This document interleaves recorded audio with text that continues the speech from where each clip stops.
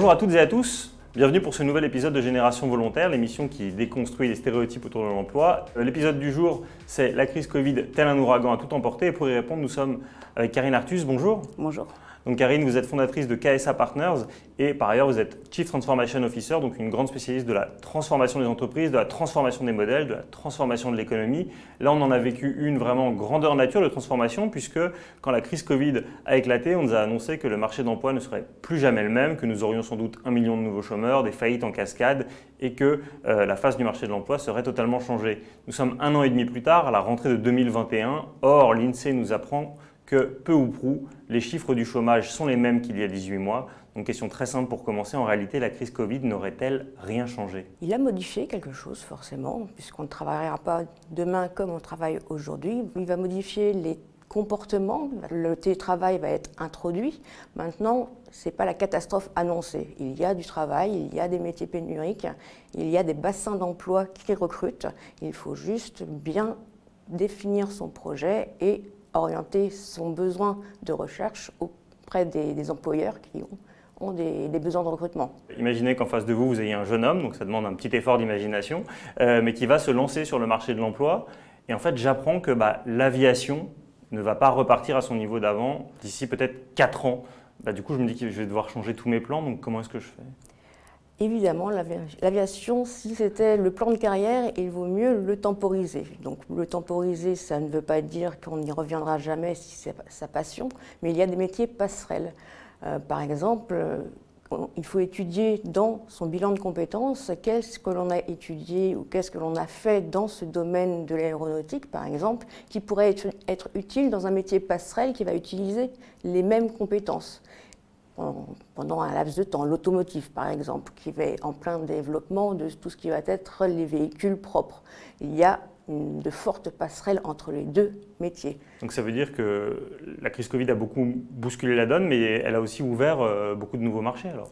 Elle a ouvert des opportunités. Chaque crise, chaque contrainte offre des opportunités. Il suffit de pouvoir les identifier et d'avoir les personnes qui puissent vous conseiller pour les orienter.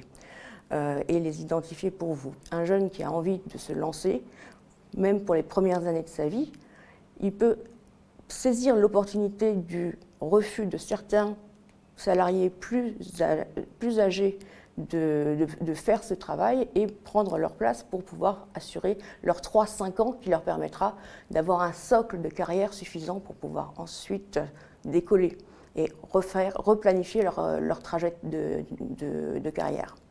Alors vous parlez de la motivation et c'est important, mais peut-être pour terminer, au-delà de la motivation, au-delà des secteurs, quels conseils vous voudriez donner à des jeunes qui ont envie de se lancer sur le marché de l'emploi mais qui sont un peu terrorisés à la perspective que, encore une fois, le Covid aurait tout emporté? Je pense qu'il faut se doter d'un mentor, ne pas hésiter à demander à un organisme de formation ou à un expérimenté de faire un bilan de compétences, d'analyser avec lui son projet ou de le redéfinir, puisque l'important c'est réellement de savoir ce que la personne ou le jeune a envie de faire, ce qu'il sait faire, qu'il soit diplômé ou non diplômé, il a forcément des compétences, comment on peut les utiliser et lui construire ou construire avec lui une trajectoire. Il est forcément attendu quelque part. Il faut juste qu'il ait les bonnes clés pour adresser le marché. Et les seniors sont les premiers capables de les aider à se sentir prêts. Après, il faut avoir confiance en soi et il faut y aller. Sur ce que le Covid peut avoir changé, il y a évidemment le rapport en présentiel. Alors, de manière assez contre-intuitive, ceux qui détestent le plus le télétravail, ce sont les jeunes, parce qu'ils vivent dans des petits appartements et qui préfèrent aller au bureau, et aussi parce qu'ils préfèrent bénéficier du conseil des anciens. Là-dessus, comment est-ce que vous voyez la donne? Est-ce qu'on va rester dans un monde très à distance, retourner au bureau ou une espèce de mix? Alors, il y aura un mixte, quoi qu'il en soit, souhaité pour le salarié et l'employeur, mais pour le salarié et l'employeur, pour pouvoir avoir une base et un socle commun qui puisse préserver l'équilibre vie privée, vie professionnelle. Donc l'entreprise va s'adapter pour qu'il y ait, quoi qu'il en soit, des périodes où il va y avoir des séminaires, des organisations, et dès qu'on travaille en mode projet par exemple, mais évidemment le télétravail va devenir pas une norme, mais une manière de travailler différente Et il va falloir que l'on trouve le bon ratio entre le présentiel et le télétravail, qui va être complètement différent selon le cadre professionnel et le métier. La mobilité géographique est un axe de développement assez facile. Quand on est jeune, on est prêt à bouger en France, à l'étranger, quoi qu'il en soit, faire des expériences. Et on a des bassins d'emploi qui sont complètement pénuriques en termes de ressources humaines. Il ne faut pas hésiter à se déplacer, faire ces quelques années, 3, 4, 5 années dans ces métiers, où le jeune va même avoir des responsabilités qui seraient peut-être supérieures à ce qu'il aurait pu avoir s'il restait en région parisienne, par exemple.